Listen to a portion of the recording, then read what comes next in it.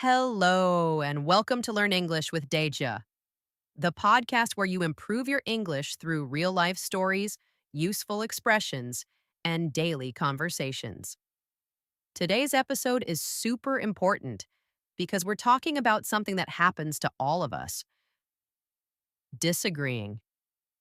Yep, we don't always agree with friends, coworkers, or even family. But here's the thing: it's not what you say, it's how you say it. Disagreeing politely in English is a powerful skill. It helps you sound smart, respectful, and confident, even when you don't agree. And that's exactly what we'll learn today.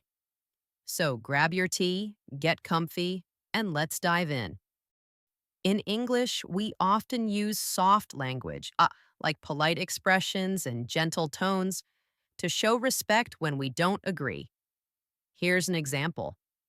Imagine your friend says, "I think we should cancel the trip." You disagree, but instead of saying, "No, you're wrong," you can say, "I see your point, but maybe we could think about other options." Or, "That's interesting, but I feel a bit differently." See how soft and respectful that sounds? In today's episode, we'll learn many phrases like these and practice how to use them naturally. Let's learn some common English phrases for polite disagreement. Here are a few useful ones. "I see what you mean, but that's a good point, though I think I understand where you're coming from. However, I'm not sure I agree completely." That's an interesting idea, but I have a different opinion. These phrases help you sound respectful, not aggressive. You're showing that you listened, but you still have your own view. Let's break one of them down slowly. "I see what you mean, but I think we could try another way." Now you try, repeat after me. "I see what you mean, but I think we could try another way." Let's look at some real life situations where you might disagree politely. Situation 1. At work, your colleague says, "I think we should finish this project next week." You want to finish it earlier. You can say, "That's a good idea, but maybe we could try to finish it this week. What do you think?" You gave your opinion politely. You invited the other person to share their thoughts. Situation 2. In class, your classmate says, "I believe we don't need to study vocabulary lists." You can say, "I see your point, but for me, vocabulary lists really help. Maybe it depends on the person." This way, you don't argue. You share your view with kindness. Practice time. Try repeating this one slowly with me. "I see your point, but for me, vocabulary lists really help." Now let's talk about disagreeing when emotions are involved, like with friends or family. These situations can feel more personal, but being polite and calm is still very important. Situation 3. With a friend. Your friend says, "I think watching TV is a waste of time," but you enjoy watching TV after work.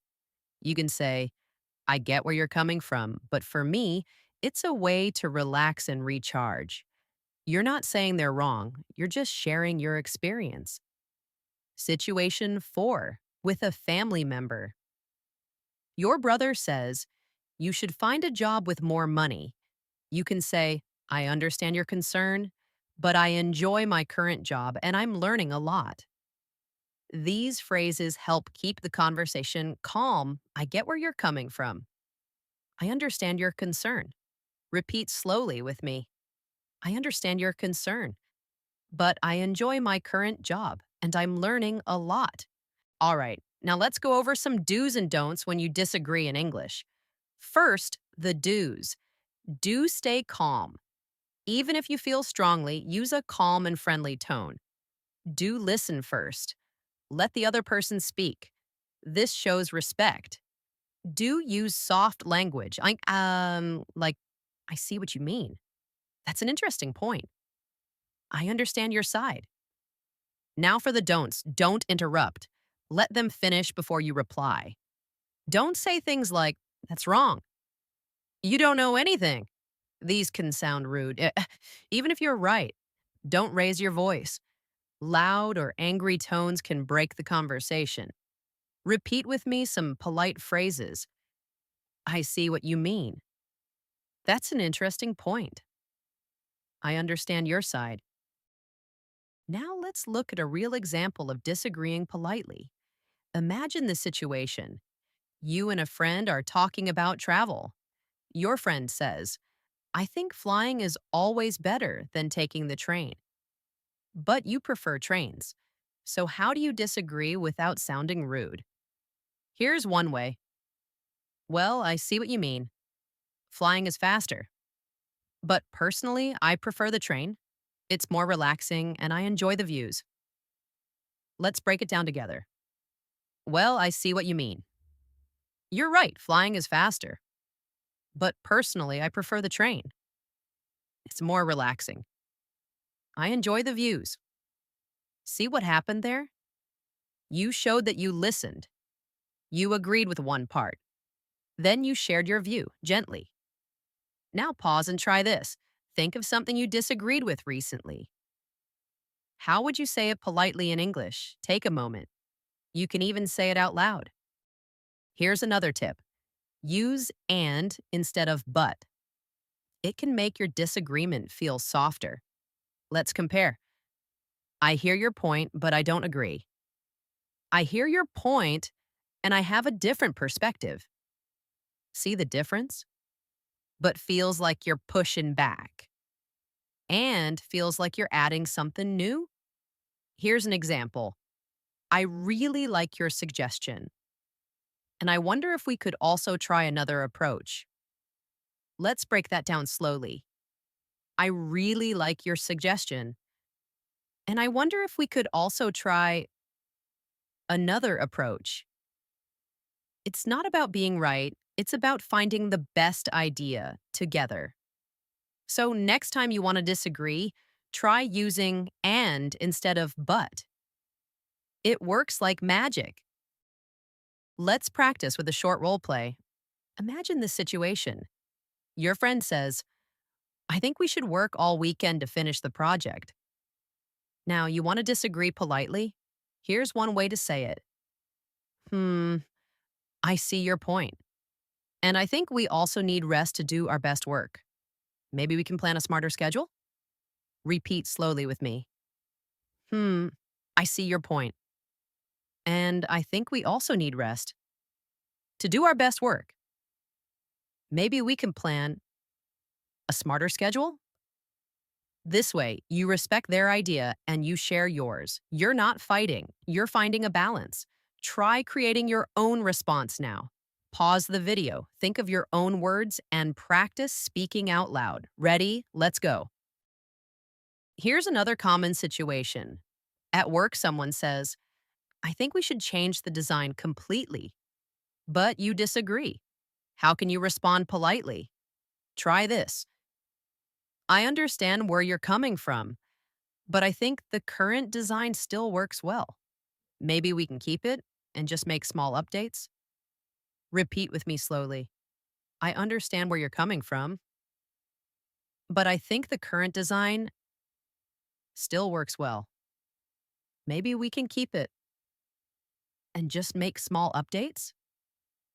This kind of response shows that you're open and respectful, not just saying no, but offering an idea. Polite disagreement helps teamwork, trust, and better solutions. Let's look at a more personal example. Imagine a friend says, I want to move to another country next year, but you don't think it's a good idea. Instead of saying, that's a bad plan, you can say, hmm, that sounds exciting. But do you think it's the right time? Have you thought about how it might affect your job or family? Now repeat with me. That sounds exciting. But do you think it's the right time? Have you thought about how it might affect your job or family? This way, you're not judging them. You're just asking questions, helping them think. That's how you disagree kindly, like a good friend. Now, let's talk about what to do when someone disagrees with you. Let's say you say, I think we should work from home more often. And the other person replies, I'm not sure that's a good idea. Instead of getting upset, you can say, Oh, interesting. Can you tell me more? Or, I see your point. I just feel that working from home helps me focus. Repeat slowly with me. Oh, interesting. Can you tell me more? I see your point. I just feel that working from home helps me focus. When you respond like this, you sound calm and open. You show respect, and people will respect you back.